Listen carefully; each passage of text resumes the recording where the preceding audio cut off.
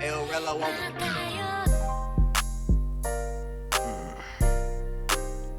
Schon wieder Outro oder was?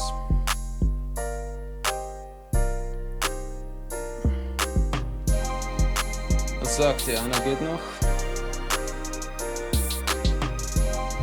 Ich glaube, einer geht noch. Sie wollen ein Punchline-Massaker, ein 8-fach-Massaker, ein Fake-Massaker wie im Stadtzeitungsklatschblatt, Highlights und Hitziminen. Doch das wird der dreckigste Real Talk seit Eiszeit und Kinderliebe.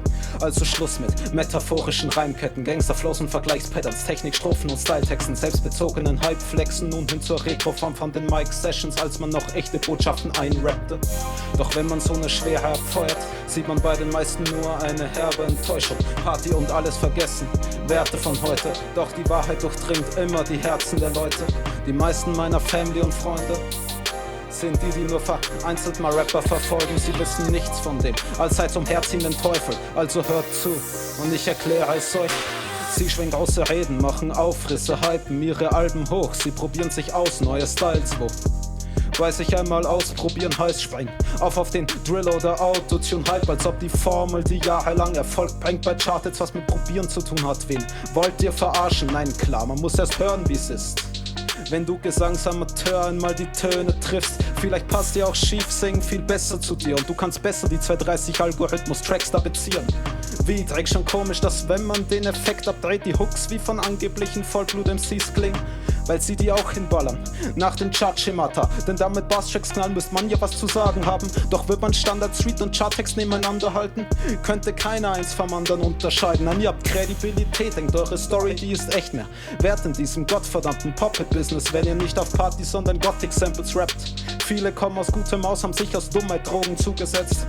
Doch ihr habt Vergleiche, die ihr volle Land mit Mühe baut. Doch verschwinden auch, gehen euch die Drogen-Synonyme aus. Oder die Farben, die sie haben.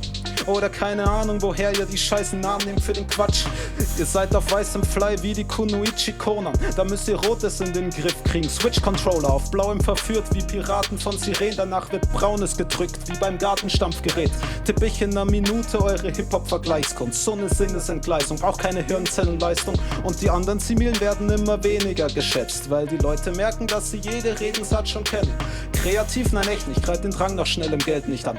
Kennt zu viele, die mit dem kranken Dreck Probleme haben. Bringt weiter euren gekünstelten Gangster-Sound, nennt es Schlager oder Billig-Pop.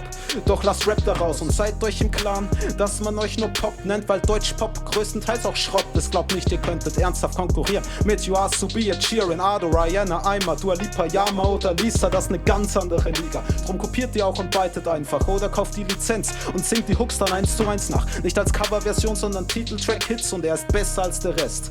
Ist das nicht bitter? Doch wenn's ein etablierter Rapper macht, wird das schnell drüber weggesehen, denn er hat einen guten Ruf. Dann ist das ja schon okay, verstehe die Logik nicht. Ist es jetzt besser, wenn Keanu Reeves sich an einem Fan vergeht, als wenn es wieder mal nach Kelly tät? Vergleich ich grad Grooming mit Clown von Melodien, vergleich das Prinzip nicht die Schwere. Das Hauptproblem ist, dass du die Wahrheit hinter Schärfe nicht auch verstehst, wobei beide Kids verarschen, um unter die Haut zu gehen.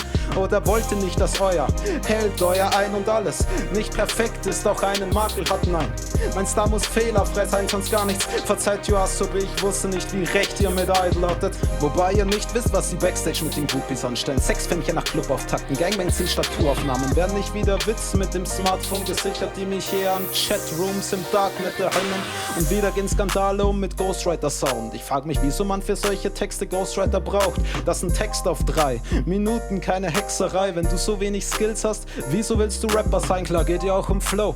Frag mich, welchen Flow ihr meint, den Standard Tech 9 Flow oder den Schulalphabet Double Time, was jeder Pseudo-Street-Rap-Hypeback nutzt. Und leicht auszusprechende Wörter schnell aufsagen ist keine Kunst. Den für immer Part kann jeder Fan, wächst du ihn in der Nacht. Da geht's auch um die Reime, bei euren Tracks um nicht mal das. Doch das wird noch in Stolz, nicht in Scham gehüllt. Auf Proxy schon gezeigt, wie sinnlos ihr solche Passagen füllt. Und jeder Eminem-Fan, ob groß oder klein, kann Lose Yourself mit rappen, doch keiner ein Lose Yourself schreiben. Die Wortspielereien der Strophen plus Reime kannst du nicht mit Attitüde aufwiegeln, auch nicht mit Flow und dergleichen. Dass Tupac das auch tat, finde ich auch vollkommen scheiße. Verstand das Argument noch nie, was soll das beweisen? Tupac schlug auch Frauen, tue ich jetzt ihm das Gleiche? ja, wenn mein Idol das macht, dann muss das ja richtig sein, aber acht auf Gesagtes, sonst kommt die Mafia gleich an und steht am nächsten Begräbnis mit. Ganz in ihren Namen Schocks, als sie alle davon sprachen. Eine Untat nicht zu diskutieren, doch habt da mal eine Frage. Was habt ihr denn erwartet? So viel Geld kann man mir gar nicht in den Hals reindrücken, dass ich mich mit nem Mafia-Rücken oder Clan verbünde. Jung und dumm vielleicht, doch ich wusste auch mit 6 Jahren, dass sich Kriminelle manchmal nicht ans Gesetz halten. Such bei mir mit sowas irgendeiner Streit, zöger ich sicher nicht. Und wähl die 112, klar, echter Mann ruft nicht die Bullen, sondern lässt sich erschießen. Wenn ihr so geil drauf seid, zieht doch direkt in den Krieg. Jetzt bin ich sicher ein Beta, weil ich den Kampf hier nicht such. Ich meine, ich find grad noch mein Flow, meine Bars und mein Tune. Dann noch das Mastering-Tool, noch ist nicht alles ganz smooth. Ich denk, der Ausdruck Beta passt da ganz gut. Rap wie ihr auch mal Betas wart auf Lieben und Scheiß, nach 3 Monaten Couple Goals auf Instagram Live. Doch das Teenie Groupie zog nach nem Monat dann schon los. Mach's dann auf Broken Heart Syndrom in Tracks, ne Komödiantenshow. Wer kauft dir das eigentlich ab? Jemand, der nur schnellen Sex sucht, vermisst wohl schon, wenn man bloß zweimal was hatte. Würd mich nicht mal wundern, hättest du sie eigens verlassen, nur um neuen Fake Ich bin allein Track in die Pipeline zu klatschen. Was in Female Rap Charts abgeht, hab ich nie wirklich verstanden. Zieht blank gegen die Objektifizierung eurer Bodies. Wichtig und richtig, doch reduziert euch in jedem Text und wird doch selbst noch. Versteht ihr nicht, warum man ein bisschen verwirrt ist? Sagt, dass es darum, dass man seinen Körper liebt geht. Ach ja, verschenkt man deshalb an seine Fans Schönheits-OPs? 8 verschiedene Lift-Ups, doch liebt euch wie ihr seid. Sollte das nicht wer sagen, der sich jemals geliebt hat und das nicht erst nach dem 100. Schnitt sagt? Wie erklärt ihr es denn? Das liegt an den Männern. Die wollen, dass wir perfekt sind. Wieso willst du dich für oberflächliche Männer bessern? Ist Oberflächlichkeit nicht, was die Teens heute eine Red Flag nennen? Ist doch okay, wenn ein Mädchen keine Makel will. Wieso glaubst du entscheiden zu können, was ein Makel ist und welcher angebliche Makel es wert ist, sich OPs zu unterziehen, wo tausende Menschen jedes Jahr dabei sterben? Aber was, wenn sie sich hässlich findet und was ändern will? Wieso denkt keiner drüber nach, warum sie sich hässlich findet? Nach 3 Stunden Insta-Pages von ihren Idolen mit Körper nach Photoshop-Style. Nee, ist klar, muss ein Urinstinkt sein. Ein paar Rap-Fans sagen, was für ein Massaker. Sagt, Leute wollen Real Rap, keine Spaßmacher. Nein, Rap nur noch stylischen Chartmumblern. Seht doch, ob sie die anderen Formen annehmen, als wär's Vulkanlava, wo sie Anglizismen in jeden Part reinquetschen. Nicht mal mehr der deutschen Sprache mächtig, es ist lächerlich. Aber bloß nicht ganz in Englisch, sonst müsstet ihr ja auf internationalem Niveau konkurrieren und das wird fatal enden. So könnt ihr euch mit Teens verbinden im Geschäft gegen den Staat und seine Fäden. Was seid ihr denn im Geflecht? Ich dachte bei den ganzen Anglizismen in den Tracks, dass ihr wenigstens die Übersetzung des Wortes Influencer kennt. Oder warum postet ihr Fotos, wie ihr im Gym sitzt oder flext und da runter ein Whey-Protein-Shake-Link versteckt? Frauen posen mit perfektem Körperstyle und Licht auf Instagram und darunter ein Link vom neuen Schminkset, um zu glänzen. Ja, ihr habt ein klares Herz. Die Fans müssen ja selbst entscheiden, ob sie ihrem großen Idol Freude mit der Tat bescheren. Aber die sind doch die Bösen. Das ganze Patriarchenheer, der Staat lenkt die Menschen richtig um. Ihr habt vom Staat gelernt. Sind wir jetzt die Bösen, wegen denen es zusammenbricht? Wegen dem dein Kind jetzt 10 nimmt und Alk trinkt? Kannst nicht kontrollieren, was im Netz dein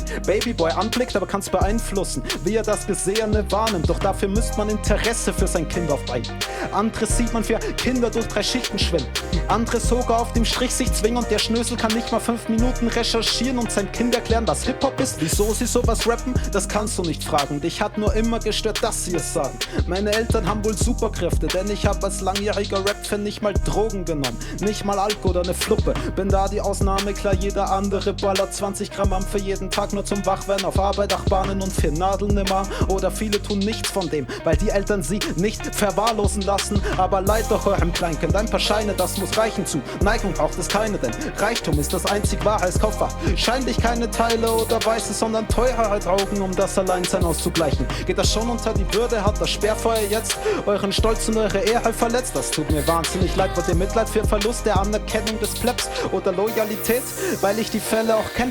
Stolz beendet keinen Krieg, Ehrheit verzeiht und vergibt nicht. Würde schenkt keine Liebe, Anerkennung schreitet nicht ein, wenn es schief geht. Mitleid macht keinen Unterschied, Ruhm ein weiterer Tick. Lehre und Loyalität wird nie durch den Schein im Gesicht sehen. Ich bin ehrlich zu jedem, ob Blut oder Freundschaft. Doch das hat mit eurer Vorstellung von Loyalität nichts zu tun.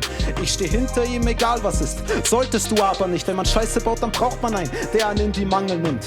Doch das kannst du nicht, geht gegen deinen Grundsatz. Du verrätst doch keinen Bruder, wäre ein ehrenloser Move, klar. Und hört man jetzt von Schlägereien für Eher in den Schulklassen, ist eigentlich ganz logisch, dass die Rapper daran Schuld haben.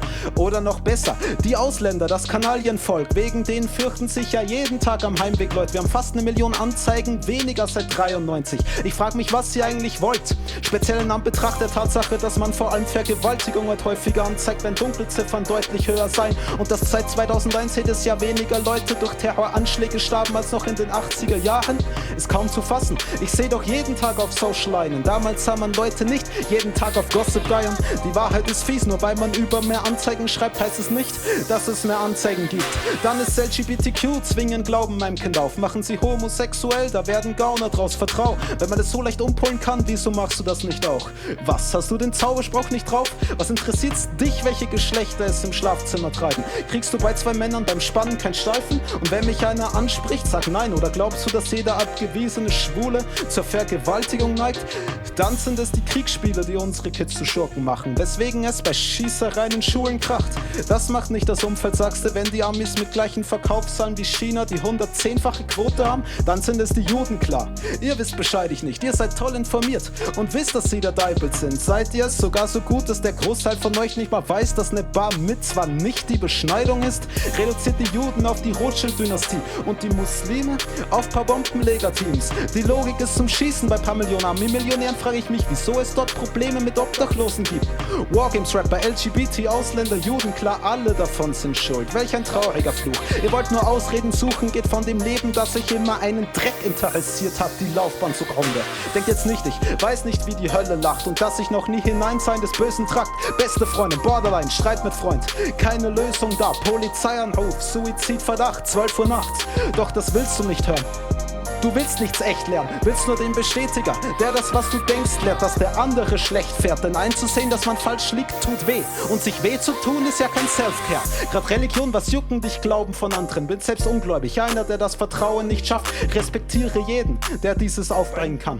Doch keinen des anderen aufzwingen wie ein Fakt, so dacht sich das kein an. Rap war ein Zusammenschluss der Straße zu sagen, dass sowas egal war, wird als Nachahmen betrachtet. Wenn der Hass sich weiter schadet, versteht bald keiner mehr den Unterschied zwischen Biting und einer Hommage, wie wenn ich sag, ich hab jetzt die Matura, denn egal was ich mach dabei eine fantastische Figur, so wie Sabrina Setlur. Oder wenn in diesem Game kein Rapper Respekt zeigt, dann werde ich heillos wie Jason Statham in Mac 2. Sie wollen Streit sehen, einen Kampf oder Grimm, weil Props nur wie ein anderes Wort für Schwanzlutschen klingt. Frag mich bei deinem Ego, wie fragil es ist, wenn es schon durch das Komplimentieren von anderen zerbricht.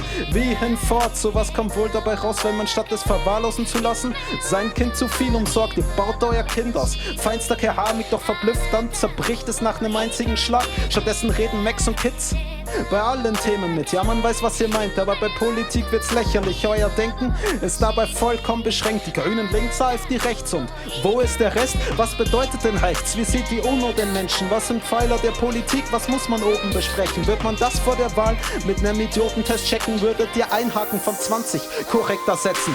Die andere Seite sowieso schlecht, sieht man beim Podiumstreff. Jede Idee zerschlagen im Oppositionsstreitgefecht. Dann gibt's kein sichtbares Problem, wo jeder Kopf auch mitdenken muss, ändert sich nichts, egal wen man da oben hinsetzt. 20% hier, 10% da, 4% für die Kleinen, das Volk ist sich nicht einig. Wie sollen's die Volksvertreter sein? Ein neuer kommt, wollt sehen, wie ihn die Kolumne zerreißt. Was tippte er vor 15 Jahren? Besoffen da ins iPhone, wieso kriegen wir keinen klugen Kopf? Eure verdammte Schuld, ganz ehrlich, welcher kluge Kopf will, dass man eine Partynacht ausgräbt, als man 17 war, sich dann lieber anschreit, statt zu reden, anstatt in die Privatwirtschaft zu gehen. Aber ihr habt ja den Durchblick. Von Influencern schön bezogen, auch bei euch, oder warum stellt ihr ständig selbst die Diagnosen? Eine Woche getrennt, jetzt kommt die schwere Episode, so respektlos gegenüber jedem mit echten Depressionen. Wegen euch sagt man, das wäre alles gespielt. Wie kann es sein, dass du Depressionen hast? Du lachst doch so viel, steh doch auf, du bist doch nur faul und das, was du aufgeklärt darüber weißt, ist, man ist da halt traurig. Ihr seid doch besoffen oder auf anderem Shit noch drauf und Leute fragen mich, wieso ich Angst hab vor einem Rauschen. Sicherlich nichts, was mich meines Verstandes noch beraubt, der ist mir heiliger als eine Stunde Party mit paar Clowns. Deshalb gebe ich nichts auf Alk, C, Black Chips, Zigaretten, H-Gutter, Croc, Cocaine, Tilidin, Pilze und Pep, Red Devils, Eslin, Speedballs, Crystals und LSD. Macht was ihr wollt, doch ich brauch nichts von dem Dreck. Klar ist das nicht alles gleich schlimm. Das weiß ich doch, ich verabscheue es trotzdem. Satt so viele, die der Schrott frisst, Kopf, Fick, erzähl mir nichts. Wenn deine Drogenerfahrung von reinem Stuff von Bauern aus dem Randbezirksdorf sind, ihr habt keinen Plan von den Spritzen aus der Gasse und könnt keinen Tag überleben. Im Sicherheitsprogramm wird rückfällig mit nem Fix aus der Stadt, wenn man euch mit dem im urbanen Teil entzieht wie ganz Businessmanager. Okay, man braucht ein bisschen, um die Guns zu checken. Wie der Sicherheitsmann im Arsenal der Army-Kräfte. Ups. War das schon wieder gebeitet? Tut mir wirklich echt leid. Bitte, bitte verzeiht mir. Und glaubt nicht, ihr könnt mich jetzt zum Woke-Mob schmeißen. Wobei ich nicht weiß, was ihr da als Woke bezeichnet. Steil verwirrt und denkt ihr allen nur wegen der Hautfarbe für Marketing zu casten. Ist kein Rassismus, aber ist doch nur positiv. Ist das so in der langen Sicht? Denkt ihr nicht, dass sich die Leute irgendwann fragen, steht er da oben, weil er gut oder weil er schwarz ist? Will nichts verschreien, aber unwahrscheinlich finde ich das nicht.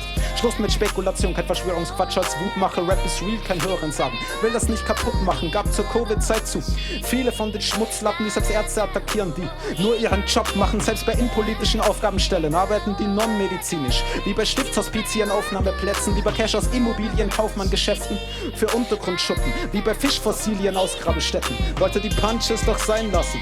So gut klappt das nicht. Jetzt bin ich wohl doch zum Ende hin wieder abgedriftet. Immer noch Rapper und kein Zeitschriftenvertrieb, denn die vermissten Punches dröhnen aus der Kaiserschnitt-EP. Es heißt vollladen und auf ihren Kopf warten. Lasst die Spiele enden, das war eure Stockstrafe. Schwiege wieder aus der Finsternis der Blockscharen. Denn Hip-Hop ist für mich wie eine Gottgabe. Immer noch Blick von oben wie ein Hockkage. Immer noch zu viel Verschwiegenes von Rotznasen. Keine Schüsse mehr, das machen die Schockphrasen. Geschwöres Popmarks, das war nur die Postdampe.